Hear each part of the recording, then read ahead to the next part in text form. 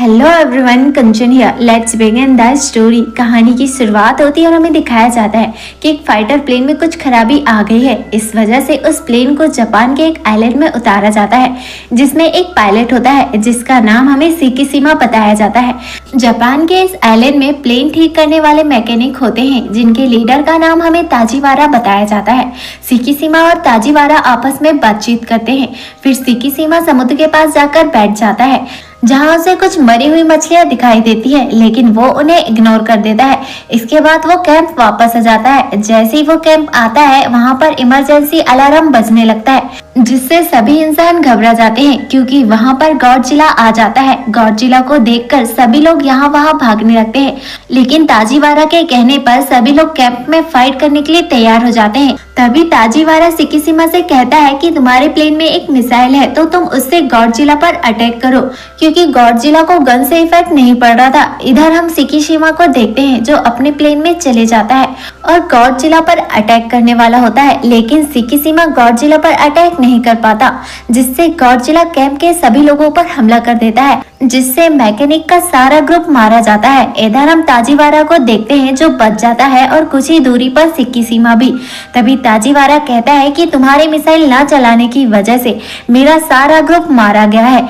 फिर हम देखते हैं कि सिकिशिमा अपने घर की ओर आ जाता है। अब ये टाइम वर्ल्ड वॉर 2 का होता है, इसलिए सिकिशिमा जब घर की ओर आता है तो देखता है कि बमबारी की वजह से सारे घर टूट गए हैं और उसके सभी परिवार के सदस्य मारे गए हैं। तभी सिकिशिमा की एक पड़ोसन बोलती है कि तुम युद्ध से बच गए हो, इसका मतलब साफ है कि तुम युद्ध से भाग गए थे, और सिकिशिमा को बताती है कि बमबारी में उसके बच्चे मारे गए और तुम्हारे माता पिता भी।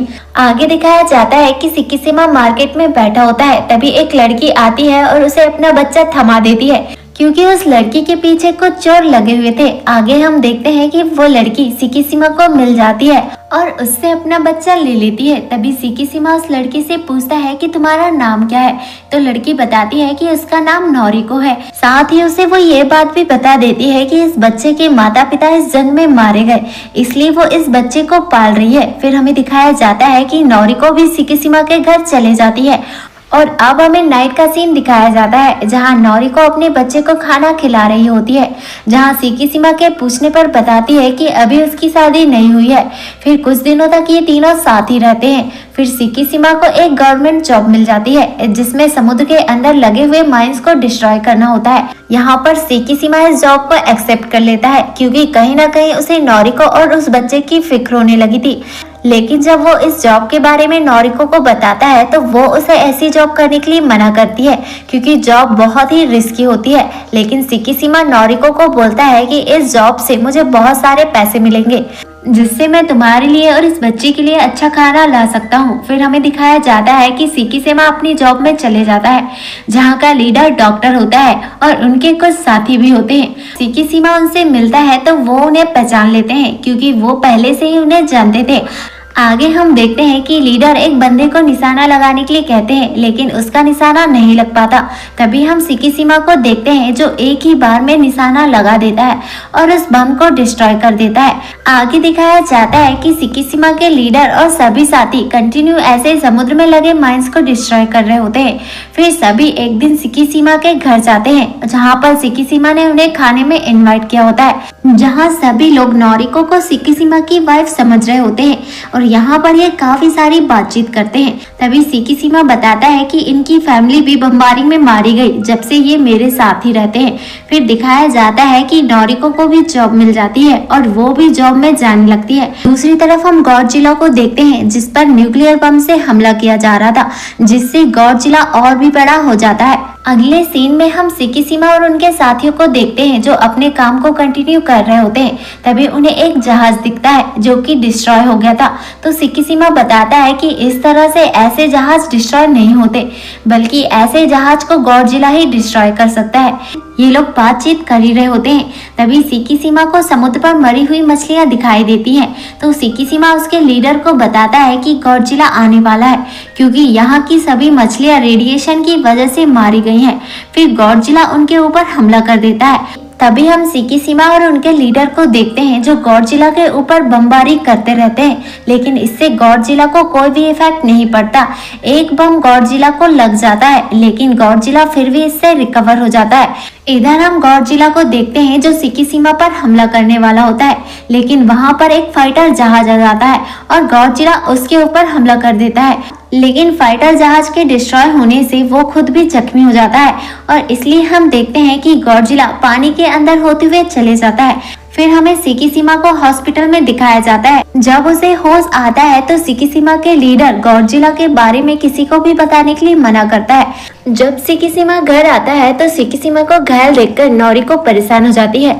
तब सिकिशिमा बताता है कि 1945 में जब गॉडजिला ने उन पर अटैक किया था तो उसने गॉडजिला पर हमला नहीं कर पाया था। इसी वजह से मैकेनिक ताजीवारा की पूरी टीम मारी गई थी और उसका गिल्ट आज भी उसे है। तभी हमें समुद्र का सीन दिखाया जाता है जहाँ पर गॉडजिला ने एक जहाज पर अटैक कर दिया है।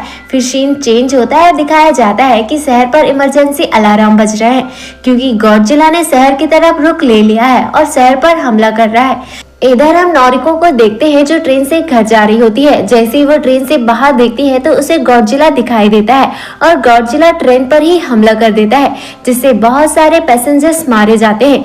नोरिको ट्रेन में लटक जाती है पर नीचे पानी होता है इसलिए वो नीचे गिर जाती है और बच जाती है। तभी गॉडजिला सभी पर हमला करने लगता है, लेकिन नोरिको इतनी भीड़ में भाग नहीं पाती और वहीं पर गिर जाती है।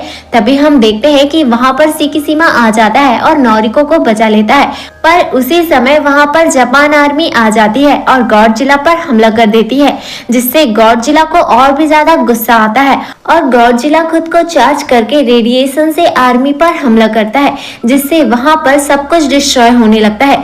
सिकिशिमा को बचाने के लिए नोरिको सिकिशिमा को धक्का दे देती है और खुद हमले की तबाही में बह जाती है।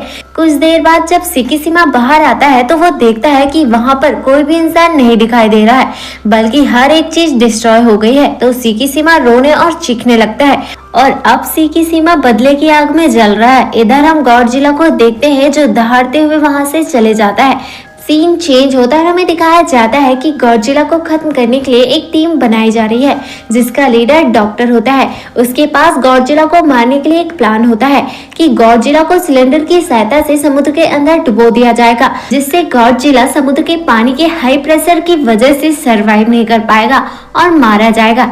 इस प्लान को सेना का जनरल अप्रूव कर देता है। अब इनका प्लान ये फेल हो भी गया तो इनके पास प्लान भी ऑलरेडी होता है। फिर हम सिकिशिमा को देखते हैं जो डॉक्टर से एक प्लेन मांगता है जिससे कि गॉडजिला को समुद्र के सही हिस्से में ला सके, जिससे गॉडजिला को सिलेंडर से बांधने में आसानी होगी। तो लीडर डॉक्टर सिकिशिमा को एक प्लेन दिखाता है लेकिन वो बंद था। तो सिकिशिमा मैकेनिक ताजीवारा को खोजता है और हम देखते हैं कि बड़ी मशक्कत के बाद ताजीवारा मिल जाता है। फिर ताजीवारा प्लेन को ठीक कर देता है। अब अगले सीन में दिखाया जाता है कि सिकिशिमा अपने साथ रहने वाली बच्ची को सुलाकर अपने मिशन में आ जाता है। मिशन में जाने से पहले अपनी पड़ोसन को एक लेटर देता है जिसमें लिखा होता है कि मेरे मरने के बाद मेरी सारी प्रॉपर्टी तुम्हारी होगी, बस तुम इस बच्ची का ख्याल रखना। अब अगले सीन में हम गॉडजिला को देखते हैं जो समुद्र से निकलकर शहर की तरफ आ जाता है। तो सिकिशिमा अपने फाइटर प्लेन लेकर वहां पहुंच जाता है और गॉडजिला का ध्यान भटकाने लगता है ताकि वो गॉडजिला को समुद्र के अंदर ले जा सके और हम देखते हैं कि वो ऐसा करने में कामयाब भी हो जाता है। इतने देर में हम डॉक्टर लीडर को देखते हैं जो 2 प्लेन गैस के सिलेंडर लेकर वहां पर पहुंच जाता है और गॉडजिला को बांधने लगता है और गॉडजिला को बांधकर समुद्र के अंदर गिरा देते हैं और उन्हें लगता है कि गॉडजिला मारा गया है, लेकिन गॉडजिला नहीं मरता है।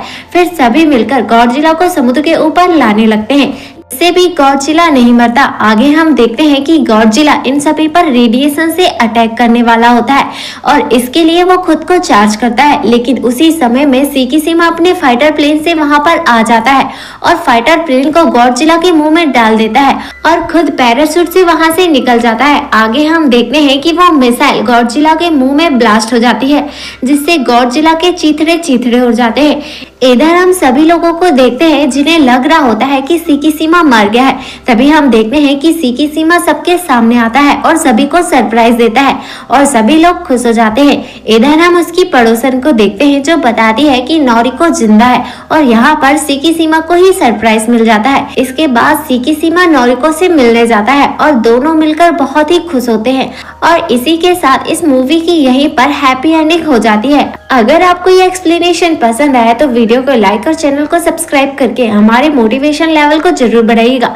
आपका एक सब्सक्राइब हमारे इंस्पिरेशन का कारण बनता है।